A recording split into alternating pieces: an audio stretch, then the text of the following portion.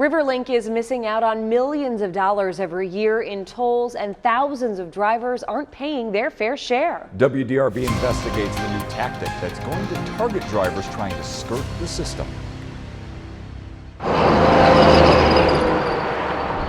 It's a tale as old, well, at least as old as the RiverLink system. Uncollected tolls. First launched 5.5 years ago, the tolling system for the Ohio River bridges has faced a slew of problems. By most accounts, many of those issues and the confusion around customer service have been cleared up, but there is still a major issue facing the tolling system. It's not collecting as much money as it could. There's also points where the process doesn't perform as it was intended, and as a consequence, not all your tolls are collected. Here's how the system works. The most efficient way RiverLink collects tolls is through transponders. Those are usually the people who drive the bridges regularly and have accounts.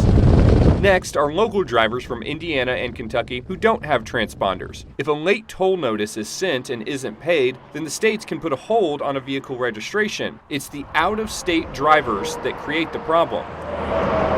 Scott Manning with the Indiana Department of Transportation says there are not any agreements with other states to put holds on vehicle registrations for unpaid tolls. There are challenges in getting those agreements in place. Many instances over the years of people receive something in the mail from RiverLink, they don't know what that is, they're not familiar with the brand, they think it's junk mail or what have you. An analysis of toll revenue by WDRB found that Kentucky and Indiana collect only about 10% of unpaid tolls and fees after a third notice is sent to the driver, leaving millions of dollars on the table.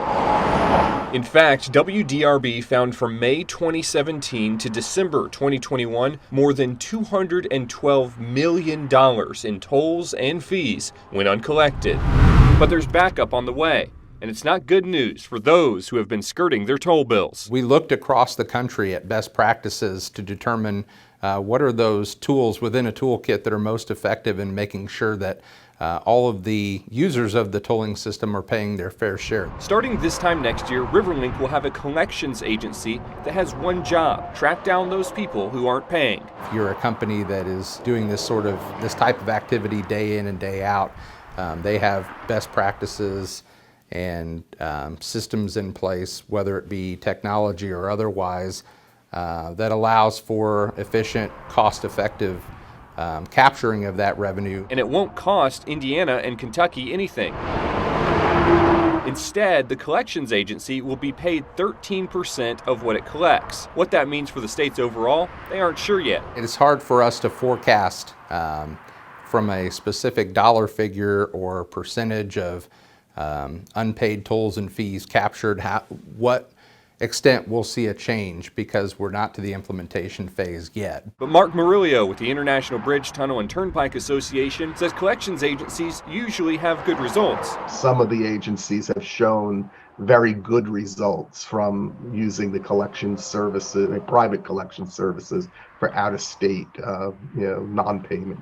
But why did it take 5.5 years to do? It's a lesson learned. I think when the RiverLink system was set up, it was a completely new venture, and it was an area where both states, I think, had opportunities to learn what tools were most effective. With photojournalist Stuart Hammer, Travis Ragsdale, WDRB News.